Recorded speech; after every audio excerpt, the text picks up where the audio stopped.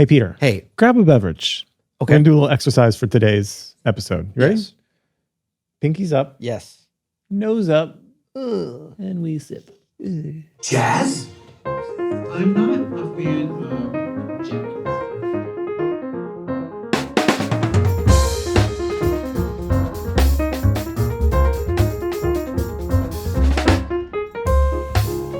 I'm Adam Annis. And I'm Peter Martin. And you're listening to the You'll Hear It podcast. Music Explored. Explored, brought to you today by Open Studio. Go to Open Studio Jazz for all your jazz lesson needs. Peter, today's a very, very special day. We're bringing back the list of 7. Yes, we are. And you look snobby AF. I feel snobby AF. We got Caleb on a mic finally. Caleb, you feeling snobby? I'm feeling very snobby. Ooh. That's producer's Caleb's voice right there. So we thought we were just kind of sitting around eating lunch between podcast recordings. Yes. And we were talking about, our Each other, basically. There's going to be a lot of self-reflection in this episode, I feel like. We were talking about in our series where we're talking about different albums, we have one category that's the Snobbometer, right? Where we talk about Snobbometer or Snobbometer? It's either one, Snobbometer or Snobbometer. And it's about how snobby is the album, right? Where would it rank on a snobs ranking, on a jazz snobs ranking? And we talked about how, well, there are different kinds of snobs. Yes. And so Then we pushed that into only 7 different kinds. Yeah, before we knew it, we had a whole list of 7. Peter got on the whiteboard, and so we whiteboarded this bad boy up. We did. We drew it up, and so we thought we would do a little episode here on the 7 different kinds of jazz snobs. Now, this is going to be, I think, this could hurt ourselves. Because we're definitely on a few of these, Peter. You and I both. We are here to offend. Let's be clear about Producer Caleb is on at least one of these. Yes, and for sure. We've got lots of friends that are multiple rankings. And you could be about to be former friends. Maybe. You can be a different kind of jazz snob depending on the situation, depending on where you are in your life or career. Yeah. I've been a few of these. You've been a few of these. Some of them are fun. They're all fun. Listen, snob isn't a bad word either. No. Like when we say our snobbometer, is it something that Ethan Iverson would like? We hold Ethan in some very high esteem because he's got such great taste. So consider these kind of a mark of affection for those who get called out. Well, some of them are going to be a mark of shame. We'll get to that. We thought it would also be fun. I was trying to be diplomatic and you threw that well, no, right some in of the them garbage. are. Well, that's for each person. One man's snob is another woman's snobless. Okay. I was wondering where you're going to go with that. Yeah. We're going to reveal these in reverse order just to heighten the impact. We're going to count them down. Well, yeah. I'm trying to be a snob about it, buddy. Oh, God. Actually, we need to shift into judgy mode. We keep talking about being snobs. We're about to be judgy. Every single time we go to judgy mode, it doesn't work out for us. We're not judgy kind of guys. Okay. Like not snobby kind remember of guys. Remember the OG either. versus IG series? That's true. Yeah, I mean, it was fine, but it's not our wheelhouse. Let's get into it on our snobbometer scale of jazz snobs. Okay. Let's talk about number 7 first. Well, we'll talk about number 7 because it's the impetus for the whole list, really. Right. It is the intellectual jazz snob. This is the Ethan Iverson. The prototypical. This is your jazz intellectual, public intellectuals, Yeah. writers, critics, bloggers, musicians who write about the music and comment on the music, and Nate Shinnon perhaps would be in this category. Shinnon would definitely be in this category, as would any, I think, major publication jazz critic or writer. Or anyone wearing a beret that talks about jazz. Well, there's definitely some musicians that would fit into this category. I would think like in the public intellectual sphere, you've of course got Ethan, you've got people like Jason Moran who write some beautiful commentary on the music, Brad Meldau with his incredible liner notes. You put all kinds of people who have written about either their own music or their contemporaries' music, or are commenting on the music in general, I think fit well into this. Do we give a little more pass to the ones that are musicians? I feel like we do. We 100% do. Like when someone like Ethan or Jason comments on something, they hold more weight because they're actually doing it. Right. They sound great. And like, they're both great writers too. Yeah. I would throw into the mix too Joshua Redmond, low key. He's kind of an intellectual. He wants to be the intellectual anti-snob. I think Wynton is going to show up on this category as well. Wynton Marsalis. Yeah, and he is. Probably on several of these categories, in that he is like kind of the face. And actually, I would even put Christian McBride as an intellectual snob in some. I mean, he's not that sort of vibe, but he does do some very thoughtful commentary on the state of music. So I think the OG for this, the defining master of the intellectual jazz snob, that award has to go to Mr. Stanley Crouch. Agreed. Okay. Yeah. The dearly departed, wonderful guy, wonderful snob. Nat Hentoff, maybe. Oh, Nat Hentoff. Yeah. Ooh, jazzy, right snobby, there. Snobby, jazzy, snobby. Boomer snobber too. We got some boomers on the list. For sure. Yeah. But I think, Stanley Crouch. But I think Stanley Crouch would have said that he's not, that he's more of an anti-snob. So these are tough categories because a lot of the people will say, including ourselves perhaps. Yeah. Are we? I don't think I'm an intellectual jazz snob. You're on the cusp of it, but you're on a cusp to where we are heading next, which is number 6. Wait, we got to talk about you. We're going to talk about each of us for both of these. Do you think that you're an intellectual jazz snob? Definitely not. I think you kind of are. If I'm on the cusp, you're on the precipice. I'm too Midwestern. I just am. Right.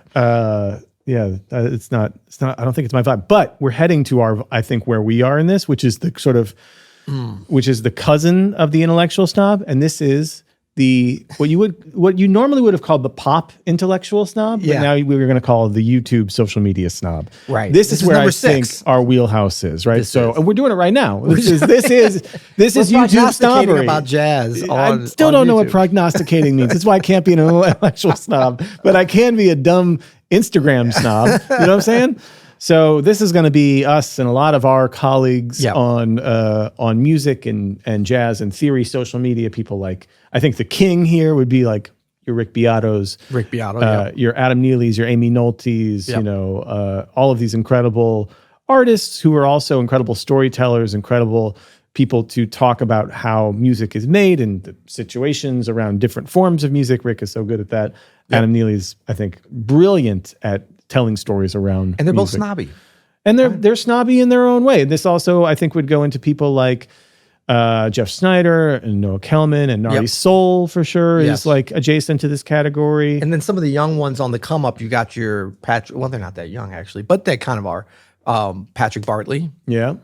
Maybe Emmett Cohen. Is he a YouTuber snob? Yeah. He might be adjacent snob. Gemma Higas, I think we're going to put into this category. The young woman who plays synths all over the place. Right, kind of a synth snob a little bit. Definitely a synth snob. Fusion snob, perhaps. No, this is an interesting group because Adam Manis, are you the reigning or soon to be king of this little of the YouTube snobs? Yeah, YouTube jazz snob. I don't YouTube think piano so. keyboard. You're having a moment. Rick has taken me out lately. No, but I mean, I think Amy doesn't Amy is on top of the hill. I actually think Amy is the least snobby out of this. She's obviously a great jazz YouTuber, jazz piano. Yeah, she's vocals. not as super snobby. Her attitude is no, I guess not. Yeah. I was gonna say she has some very like clear like ideas about how, like, she just dropped that great video about like, don't learn music with the, basically the light up MIDI keyboard on your videos, right? Like as a YouTuber, like she doesn't want that. So that is in the, that's in the, that's definitely like a YouTube snob thing. Because like we talk about that too. Like we do not, I've done 2 videos where I've done that. And each time I wanted to take a shower afterwards. Like we call it around here, we call it the doppio. The doppio. Because it's like, the 2 in Italian, but also it's kind of doppio-ish, you know what I'm saying? But a lot of people love that, but not for us. What about the jazz meme folks? Do they fall into this category? Jazz memes folks might, kind of snobby. And your boy? Glorbus. Who I just got exposed to today. Maybe not snobby. That's jazz brain rot, I think, technically. All right, let's move on to number 5. Is that cool? Yeah. Okay. So this one we kind of wrestled with what to call it, but I think we might have found the right title, but we're going to have to dig a little deeper. This is the J Dilla snob, we're calling it. The J Dilla snob, yeah. This is the producer, the beat maker. Yes. Yeah. But there's also a little bit of an overlap into like, their snobbiness could be based around like, you have to get the perfect Rudy Van Gelder snare drum sample for and your beat. It's got to be just like this amount behind the beat. Yeah. And would J Dilla approve? And don't talk about J Dilla unless you're, unless you've been vetted by They're never tipping. Never. They're never tipping. Ever they can tipping. tip. Some of them can tip. Some of them could tip, but they wouldn't dare. No. But they're always swinging. They're always they're not tipping. Yeah, but they're, yeah. Flurries might be thrown around in this category. Yeah. Flurry snobs. Flurry snobs. But we're talking about folks like Robert Glasper, friend of the pod. Wouldn't he be in the J Dilla Snob? Yeah, I mean, He could be in a couple of them. He can be in a tip, few of but these. when he yeah. falls into this, He's thing- also kind of like, we don't have this category, but he would fit in like jazz celebrity snobs. You know what I mean? Right, Like he's right. hanging with Don Cheadle. You know what I'm saying? right. Not a lot of those kind of cats on the scene. So That's right. Not a whole category. But JD Beck and Domi, are they in this? there would be in the J Dilla snob, yeah, Yeah, for sure. They get a little snobby. Yeah, yep. Okay. Kiefer. He's Yeah, an that's a good aspiring one. J Dilla snob, I'd say. Thundercat. Oh, Mono actually- Neon, that whole scene. Yeah. I could see Kiefer going in a couple of these different. He's aspiring to get into and has the skills to get in a couple of these. He could have been in the YouTube snob. Yeah. Yeah. Okay, let's go in number 4, Okay. the record collector snob. Yes. Dusty AF. The records and the The person. records and the people. They're dusty. They got a whole room full of vinyls. Yeah. They got a whole room full of CDs. Yeah, but only now they were the ones, yelling at the cloud about CDs when they came out. Yeah. But now they're old and dusty enough that they're for them. They're so. for the CDs. Yeah. And if they do list, they don't necessarily, they're not like Luddites. If they consume music via a computer or phone, it's not going to be streaming though. It's going to be purchased on iTunes Music Store, which With the full, they have a whole drive. Maybe Yes. several hard drives. Yes, because there's overlap with you can't have your stuff in the cloud because then the man is monitoring you. Right. with And this also group. they want that Yes, high they have the quality grid. audio. You're forgetting the file type, though. File type is huge. Oh, yeah, Are like the you FLAC. Literally FLAC the file- guy Yeah, or are you yeah. a wave guy? You That's know? right. They only use what's the, that other the one? Yeah, FLAC FLAC. wave. Yeah, Exactly. yeah. FLAC or wave. So you made a good wave. joke. You said the file size is huge. It literally is huge. They're also, if you say like, oh yeah, that Ornette record from '66, they'll Which be pressing? like, which press? Actually, it was pressing are you recorded talking about, in. you know? Yeah, they know I like all to the. check. You're adjusting the glasses I already. don't have any glasses on today, but they would be checking their glasses, and Right. I think that was recorded in If it's the August. third reissue, I don't want to hear it. Exactly. Yeah. Like, Yeah. Rudy Van Gelder didn't bless that, but the second time, the third time, he lost his ears. These are also label snobs, right? Yes. So they would be like, I subscribe to none such, so I get all of their bespoke packaging. And I get the first pressing. Yeah. Now that ECM, group, they only listen to E ECM. yeah, this group I'm not a huge fan of. The record collectors I love because those are some of the most knowledgeable, Oh, they're but the also best. soulful. Yeah. just loving the music. you know? Being record collecting is like owning a boat. I don't want to be the one that owns the boat, but I want a friend that owns a boat so that I Exactly. can go on his boat. I am friends with many record collectors so that I can enjoy the fruits Yeah. of their obsession. Exactly. Even though I don't have the same thing. But the actual label snob, which is kind of like a subgroup in here, I'm not crazy about sometimes because they'll say stuff that I think is dumb. Like, Monk on Riverside, that's his only great albums are on Riverside. Like they almost put too much weight on the record label and the sound. And of course, all that is important.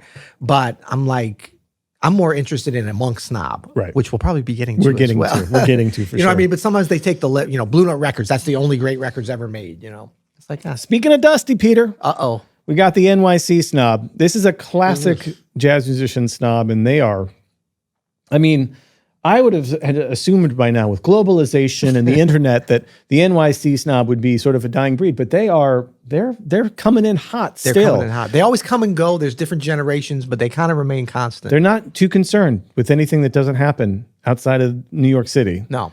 both from like leaving the city, playing outside of the city. They'll do a European tour. Right. Yeah, they'll go They'll go to Europe before they go to Jersey. They're going to be in Portugal, but then they're going to come back. They'll go to Europe before they go to Jersey. They will. They'll go to Europe before they come to the Midwest. That's right. 100%. Absolutely. And then they're going to go back to Brooklyn, and then they're just going to play.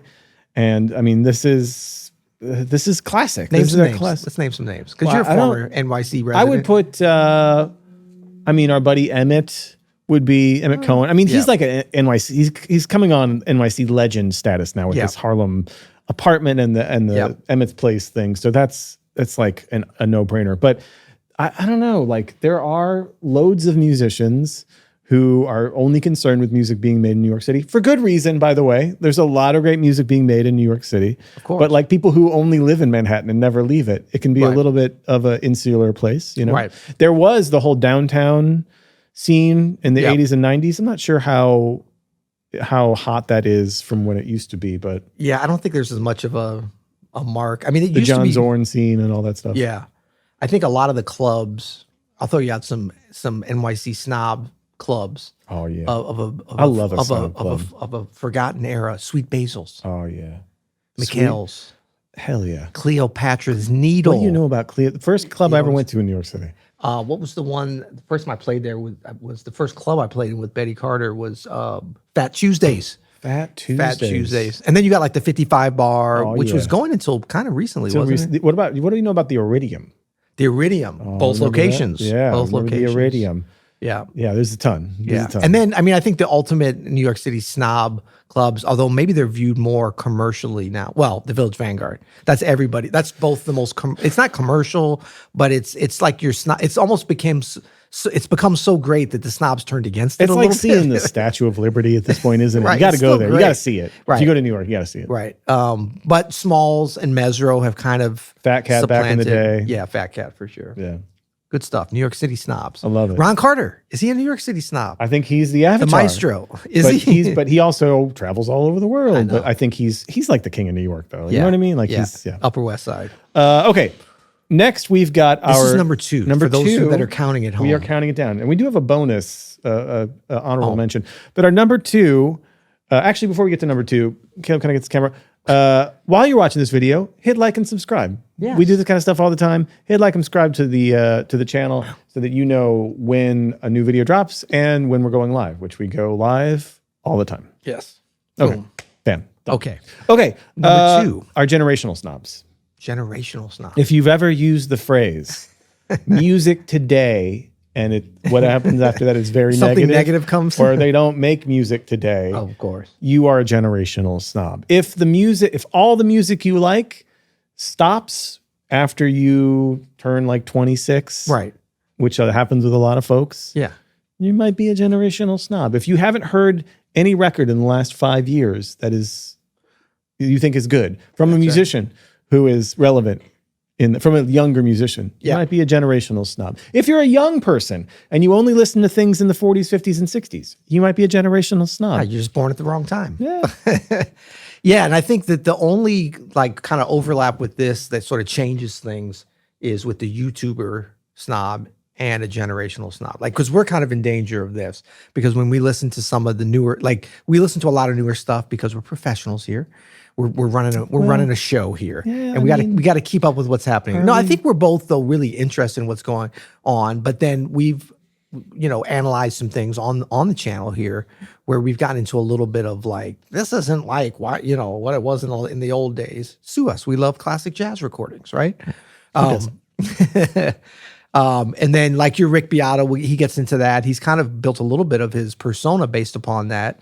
He literally had a thumbnail the other day, Old Man Yells at Cloud. like with him outside yelling at the clouds. So there was that. The only thing that bugs me about all that stuff is like oftentimes those folks who will go on like an old guy tangent, old man yells at cloud tangent, Yeah. they'll often like couch it with like, well, yeah, I mean, I know that it looks like an old man yelling at a cloud, but it's true. They go into this and it's like, well, is it though? I know. Like, didn't your grandparents think Led Zeppelin was pure noise because they had distorted guitars that sounded like the amplifiers were broken? You know what I mean? Like And now we're like, rock music isn't like it was when we when had Led Zeppelin was, I know, it's crazy. But I always, it happens to all of us, you know, like there's definitely many times where I'm like, I just don't get this at all. Right. But then I'm like, this probably isn't for me. Yeah. And I don't need to get it. Like, that's how it is. Our brains kind of cut off at a certain point. Emotionally, we're not as attached to music as we were when we were younger. Newsflash. Right. That's just how it is. And you have to, it's not even just about staying relevant, it's just staying connected with the transformations that are inevitable and ultimately beautiful in this music, I think. Like I remember, and this is not to call him out, he's one of my favorite pianists and people. He's definitely a jazz snob. The great Marcus Roberts, maybe like 10 years ago. 10 years ago? Yeah, maybe, I don't know.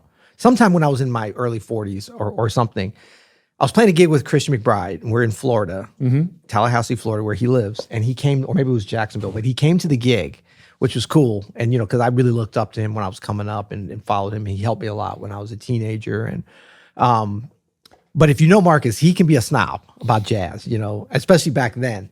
But he came to the gig and he came backstage after, and it was a nice reunion. I hadn't seen him in a while, and he's talking. He knows McBride and everybody that was there. We're all kind of gathering around him.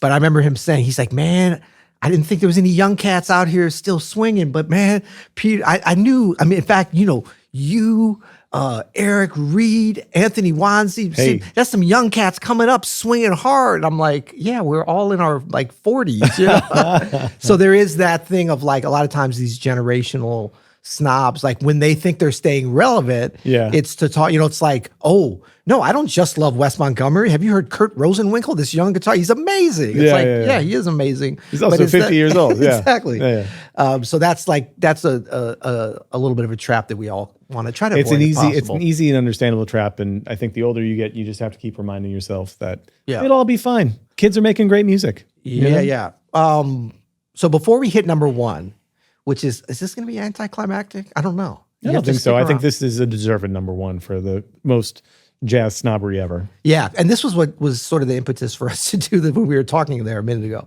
Okay, number one is the institutional / big band snob. The institutional we kind of shoved them together. Big band snob. We're talking about your Berkeleys. We're talking about your any kind of music conservatory, your Juilliards. Ooh, jazz at Juilliard, very snobby up there. We're talking about your Stan Kentons. Stan Kenton snob that might go into the honorable mention too. Yeah, because I think there are.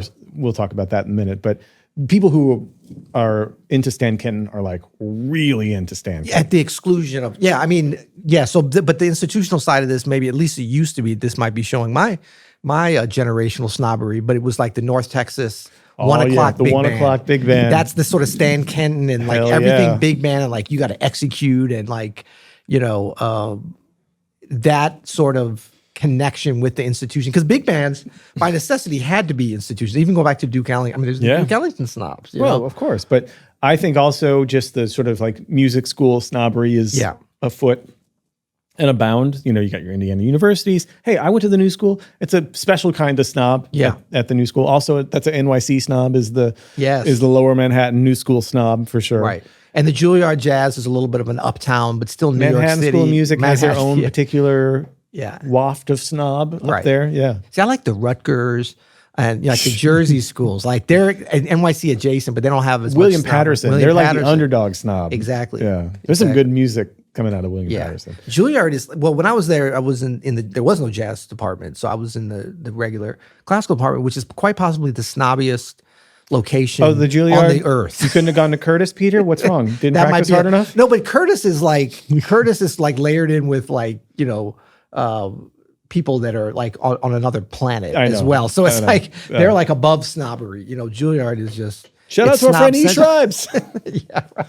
But Juilliard, I think, and then that's being layered in with Jazz at Lincoln Center, possibly a snobby place a little bit. Yeah, I think you can, if we lump any group into a snobbery, it would be Jazz at Lincoln Center. Love you, Jazz at Lincoln Center, but they've got your website is jazz.org. Jazz.org. but also stake in the they have a stake in the ground for what the music is and maybe isn't, and what's the right stuff and the wrong stuff. And I think that's the epitome of jazz. And we need that. We need all of these. We need all of it, and that synergy with Juilliard and Jazz Lincoln Center makes sense. I mean, it's all. We also need the opposite of that. We need people who think that institutions that think that all of that is just antiquated, old school, Glorbus.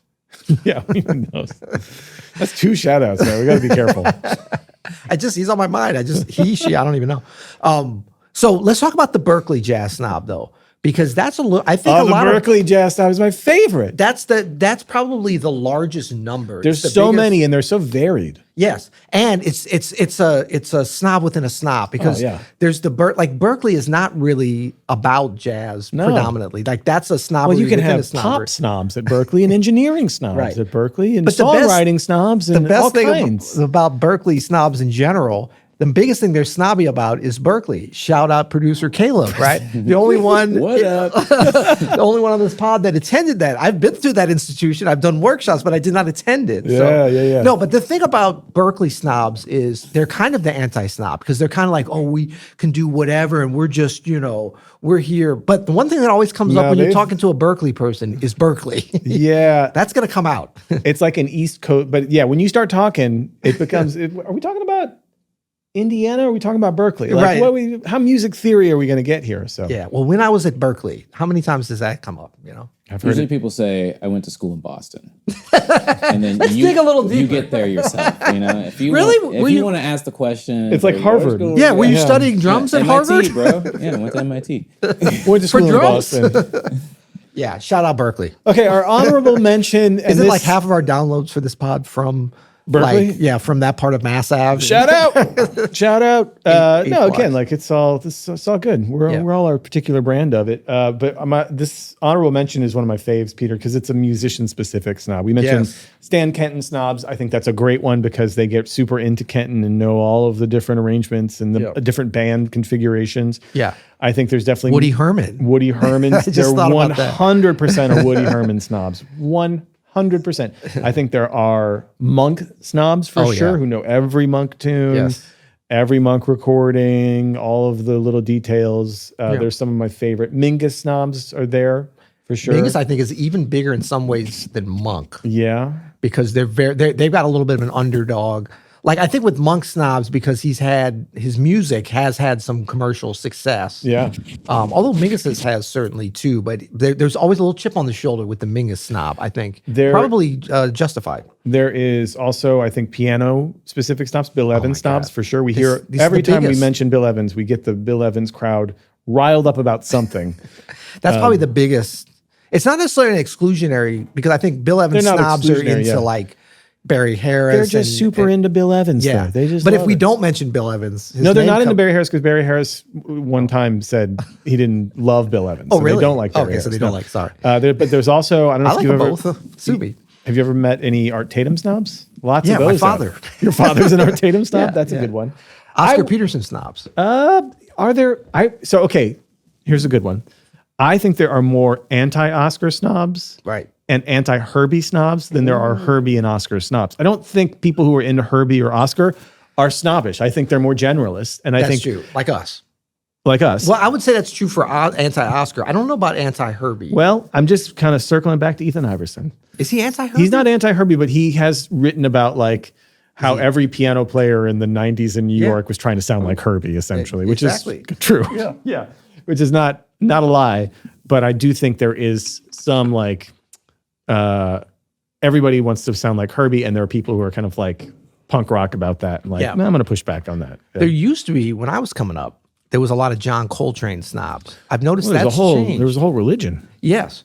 But that's shifted more in terms of tenor saxophonists, I think, to the Wayne Shorter snob, where it's kind of like, Interesting. I hear a lot of the younger players like, oh, Wayne. And like, they're not snobbing out about, and it's almost like Coltrane. Yeah, of course. we I know feel Col- like amongst saxophonists, I mean, it's Chris Potter, isn't it? oh, yeah. That- Oh, that's true. That's the Chris Potter snob is that the kind most of picked right prevalent. up from the Michael Brecker. Yeah, Michael Brecker, Chris Was Potter. there a baton? There was probably a baton somewhere.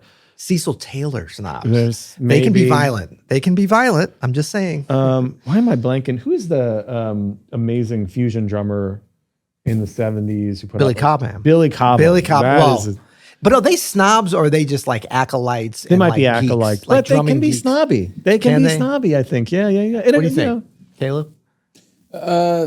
Snobby in what respect? Well, who's Oh, yep, that is snobby. in that they're exclusively like into just Billy Cobham and like think that it's, I think that anything else is Dennis sort of Chambers, bullshit. Billy Cobham, even Lenny White. It's Yeah. all like a kind of area. Jacques DeJohnette kind of like is in both worlds, you know? Yeah. But so like a fusion drummer snob kind of thing. yeah, like they play jazz, but they they're would better also than play that. Woodstock. you know? That's I don't know. right. That's true. They're bigger than jazz.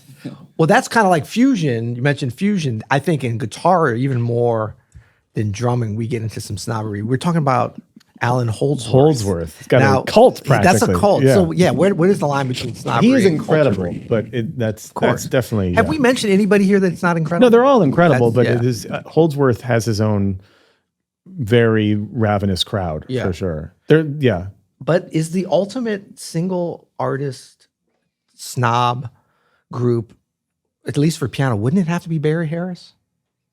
I mean, talk about a cult and a following and a school and a religion almost. I know you're thinking of our friend Chris. He's not a snob, but he's the he's ultimate. almost at number 6 though of like a YouTube or an intellectual snob. Like he's in that like people are snobby about his ideas, his pedagogy more than they are even about his playing. And he's kind of a New York City snob. He's too. kind of a well. Right. He's been Oh, you know who I forgot for New York City? Oh, we got a bunch that we could have. Peter Washington. Oh hell yeah. Kenny Washington. Yeah. Anybody named Bill Washington? Charlap. Bill Charlap. Yeah. And low key, even though he hasn't lived in New York in like 20 years, Greg Hutchinson, kind of a New York, because he's from New York. Like any of the, and Kenny's his uncle, his former uncle. I love it. And yeah, I mean, that's some Peter Bernstein, New York City snob. Not a snobby person, a beautiful person. Yeah, I would never. But he's a very provincial, Upper West Side, New York City bespoke. Like that's he's a New York City guy. I don't know. He's too warm for. He's very snobbery. warm. Greg's warm. That's Kenny's true. warm. But that's the other thing. New York, they're like Brooklyn. Kenny is Brooklyn. Yeah, it's very Peter specific. is Okay, we're really personalizing This was now. fun, Peter. I feel like we snobbed out on our favorite snobbed out, snobs. yeah. Please leave us in the comments below. If you're listening to the pod, We thank definitely you. missed some people's favorite snobs. Yes. And there's going to be snobs in the comments, which is great. Yeah, get your snobbery on. Hey. Go to the YouTube comments, even if you're listening to this. And just let us know what you think is maybe we got some of these out of order. We did try to do them from least snobby. Did we do that well? We I started with the intellectuals. I don't really care, which might to be honest. Okay, Like, it's so not- we were just going for some drama with this. You Yeah. know? And if you made it all the way to the end, thank you. Obviously, you like this, so why not press the like button? Is it a like button? It's a thumbs up button. Subscribe to the channel. Send it to a friend. Send it to enemy, and send it to a frenemy. An enemy is just a friend turned upside down. Until next time. You'll hear it.